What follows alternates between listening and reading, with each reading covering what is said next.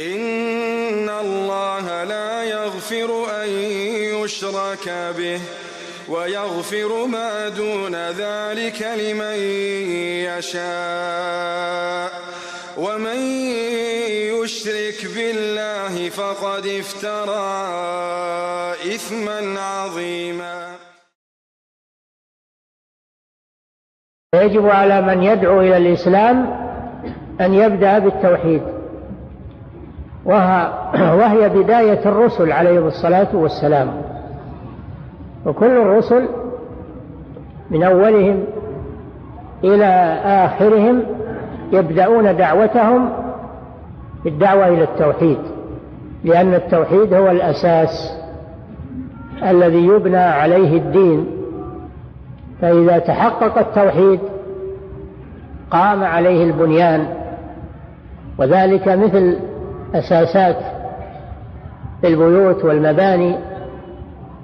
فإن المباني تؤسس أولا ويعتنى بالأساس، ثم يبنى عليها البنيان ويرتفع، فلا يقوم بنيان بدون أساس قوي يرتكز عليه ويقوم عليه. ولو أنك بنيت بنيانا على غير أساس سليم وقوي انهار البنيان وهلك من فيه. فكذلك الدين إذا لم يبنى على عقيدة لا عقيدة صحيحة فإنه يكون دينا لا ينفع صاحبه ولا يفيده شيئا، مهما أتعب نفسه فيه فإنه لا ينفعه، لأنه لم يبنى على أساس صحيح وهو التوحيد. فلذلك الرسل عليهم الصلاة والسلام أول ما يدعون الأمم إلى التوحيد قبل أن يدعوهم إلى الصلاة والزكاة والصيام، وقبل أن ينهوهم عن الزنا والسرقة وشرب الخمر والذنوب، يبدأون بالأساس الذي هو التوحيد. فكل نبي يقول لقومه: يا قوم اعبدوا الله ما لكم من إله غيره، كما قالها نوح عليه السلام، وقالها هود وصالح وشعيب وإبراهيم وموسى وعيسى وسائر النبيين ومحمد صلى الله عليه وسلم، كما قال تعالى: وما أرسلنا من قبلك من رسول إلا نوحي إليه أنه لا إله إلا أنا فاعبدون، لا إله إلا أنا فاعبدون، هذا هو التوحيد. فكل رسول يبدأ دعوته بهذا الأصل، فيأمرون بلا إله إلا الله وإفراد الله بالعبادة، ثم بعد ذلك يأمرون ببقية الشرائع. ما لم يستجيبوا للتوحيد فإنهم لا يأمرونهم بشيء،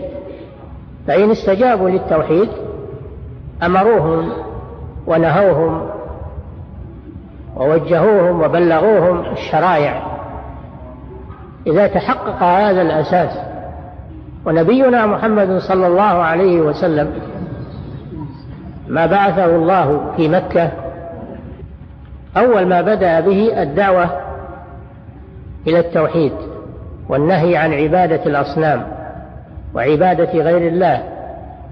وكان يقول لهم: يا قوم قولوا لا إله إلا الله تفلحوا، يدعوهم إلى التوحيد وإفراد الله بالعبادة. فمنهم من استجاب وهم القلة، ومنهم من أبى وعاند وهم الكثرة. ومكث صلى الله عليه وسلم في مكة بعد البعثة 13 سنة يدعو الناس إلى التوحيد، إلى عبادة الله وترك عبادة ما سواه من الأصنام والأشجار والأحجار وسائر المخلوقات، فيأمرهم بما أمرهم الله به وهو التوحيد، وينهاهم عما نهاهم عنه وهو الشرك، كما قال تعالى: ولقد بعثنا في كل أمة رسولا أن يعبدوا الله واجتنبوا الطاغوت. فمنهم من هدى الله ومنهم من حقت عليه الضلال، يسير في الأرض فانظروا كيف كان عاقبة المكذبين. فلما أصر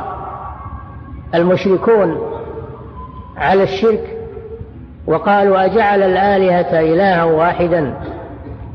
أجعل أي محمد صلى الله عليه وسلم لما قال لهم: قولوا لا إله إلا الله، قالوا: أجعل الآلهة إلها واحدا، إن هذا لشيء عجاب، ما سمعنا بهذا في الملة الآخرة، إن هذا إلا اختلاق، أي كذب.